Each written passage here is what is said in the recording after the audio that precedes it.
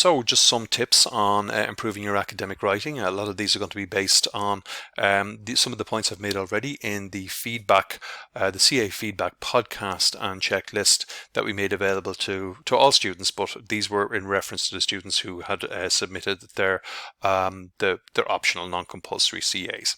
But we will have some more specific tips in this, and actually some of the points that we're going to make in this subsequent resource, which is on citing, are relevant to this one as well. Okay, academic writing.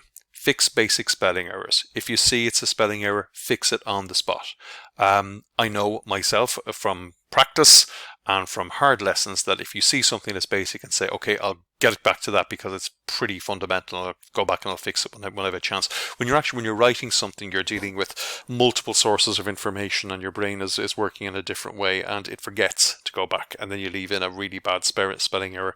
And what a shame to lose marks for something that's a fundamental and that can be fixed quite easily. Likewise, worrying amounts of capital letter usage in the middle of a sentence where it was grammatically inappropriate stands out to me, stands out to the external examiner. Once again, I'm sure the students who left them in thought, yeah, we'll go back and fix those, but they didn't. And so you don't trust yourself when you're writing. Fix things as you see them, and as you do that, the drafting as you go through the document improves each time. If Word's grammar checker is highlighting that something requires changing, address it. If the software is even telling you look at something and it's wrong, you can be sure that the examiners and the graders will too. Think about what it is that you're trying to communicate. If you're unsure about it, we've got a tip in the next section on citing for actually to pick up on that and for reading it and clinically looking at it.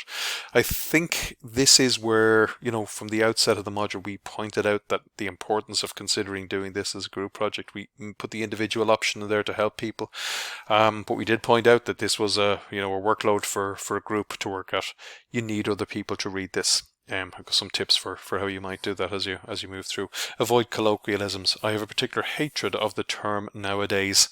I don't think anybody has used that since the time of the Wild West prospectors. Maybe they have, and if you do, good luck to you. But don't put it into a document like this. It's too informal. And any other phrases that you have like that, make sure that they're edited out.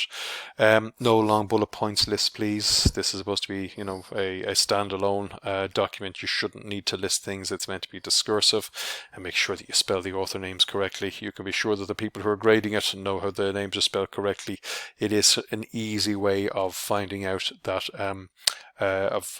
picking up on ways that individuals may have been or groups have been careless in putting together a document. And again, some tips in the next section for section on citing that refer to citing, but also refer to ways in which you can improve the writing. Just some tips here before we get to the next session's tips as well.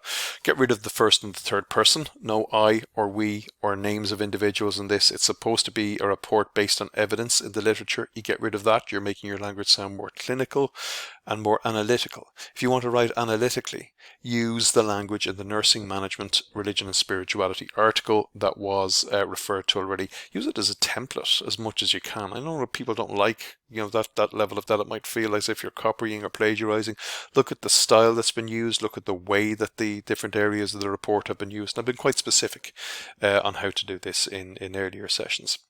And use the class discussion forum. If you've got questions, put up sample text there, things that you've used. Is this the correct way to do it? This is a resource. You've got 2 members of academic faculty who look at this on a very regular basis. Please continue to use the class discussion forum.